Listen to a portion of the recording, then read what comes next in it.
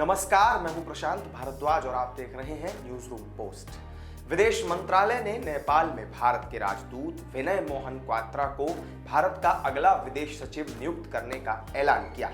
वे इस महीने के अंत में रिटायर हो रहे विदेश सचिव हर्षवर्धन श्रृंगला की जगह लेंगे। क्वात्रा को विदेशी कूटनीति का मास्टर कहा जाता है। अपने कार्यकाल के दौरान क्वात्रा ने अपनी पहचान ऐसे राजनयिक के तौर पर बनाई है जिसने अपनी नियुक्ति वाले हरेक देश में भारत के नजरिए का प्रचार किया और उस देश का समर्थन भी हासिल किया, फिर चाहे वो संयुक्त राष्ट्र की किसी एजेंसी की बात हो या फ्रांस से लेकर नेपाल तक की। विदेश मंत्रालय का उन पर भरोसा अटूट रहा है। ऐसे में सरकार ने उन्हें अब एक बार फिर बड़ी जिम्मेदारी सौंपने का फैसला किया है। विनय मोहन क्वात्रा को मार्च 2020 में नेपाल का राजदूत नियुक्त किया गया था। ये वो दौर था जब नई दिल्ली और काठमांडू के रिश्ते लगातार बिगड़ रहे थे। दोनों ही देश कालापानी समेत 3 सीमाई इलाकों को लेकर आपस में उलझे हुए थे और इसी दौरान नेपाल के तत्कालीन प्रधानमंत्री केपी शर्मा ओली ने नेपाल में राष्ट्रवादी भावनाएं भड़काने के लिए भारत विरोधी बयानबाजी शुरू की थी।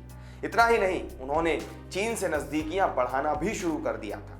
ऐसे में केंद्र सरकार ने क्वात्रा को जिम्मेदारी सौंपते हुए इस विवाद को कम करने की कोशिश की। बताया जाता है कि नेपाल में 5 मार्च को राष्ट्रपति विद्यादेवी भंडारी से मिलने के बाद उन्होंने लगभग 24 घंटों के अंदर नेपाल के सभी बड़े नेताओं से मुलाकात कर ली थी। भारत का पक्ष समझाने के लिए उस दौरान क्वात्रा ने जिन अहम नेताओं से मुलाकात की उनमें नेपाल कांग्रेस के अध्यक्ष और नेपाल के मौजूदा प्रधानमंत्री शेर बहादुर देउबा भी शामिल थे। इसके अलावा उन्होंने सरकार के कई मंत्रियों और विपक्षी नेताओं के साथ भी बैठक की थी। नेपाल में राजदूत के तौर पर क्वात्रा की नियुक्ति बेहद अहम थी, क्योंकि ऐसा बहुत कम ही हुआ है जब किसी यूरोपीय देश में तैनात राजदूत को भारत के किसी पड़ोसी देश का राजदूत बनाया दिया जाए। हालांकि 1988 बैच के इस आईएफएस अफसर के इतिहास को देखते हुए सरकार ने उन्हें ये अहम जिम्मेदारी सौंपी है। अब अगर बात उनके सर्विस बैकग्राउंड की करें तो क्वात्रा की नियुक्ति नेपाल में होने से पहले वो फ्रांस में भारत के राजदूत रहे थे। विदेश मंत्रालय के सूत्रों के मुताबिक क्वात्रा भारत के लिए फ्रांस का समर्थन जुटाने में सबसे आगे थे। उन्होंने यूएनएससी में फ्रांस का समर्थन हासिल किया, जिसके चलते आतंकवाद से लेकर सुरक्षा परिषद में स्थायी सदस्यता तक को लेकर फ्रांस ने भारत का साथ दिया। इसके अलावा जलवायु परिवर्तन और रक्षा समझौते कुछ और ऐसे क्षेत्र रहे हैं जिनमें क्वात्रा ने अहम भूमिका निभाई थी।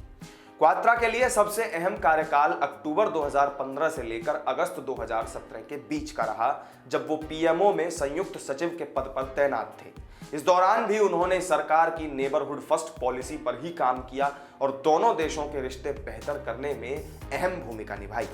कहा जाता है कि पीएमओ में रहने के दौरान ही वो विदेश मंत्री एस जयशंकर और प्रधानमंत्री मोदी के करीबी अफसरों में शामिल हुए थे। तो ये थी भारत के नए विदेश सचिव बनने जा रहे विनय मोहन क्वात्रा से जुड़ी पूरी जानकारी। हमारी इस वीडियो में फिलहाल इतना ही। आपको हमारा ये वीडियो कैसा लगा हमें कमेंट करके जरूर बताएं। वीडियो को लाइक और शेयर भी कर दें, साथ ही हमारे चैनल को सब्सक्राइब करना ना भूलें। किसी नई वीडियो में नई जानकारी के साथ आपसे फिर होगी मुलाकात। नमस्कार।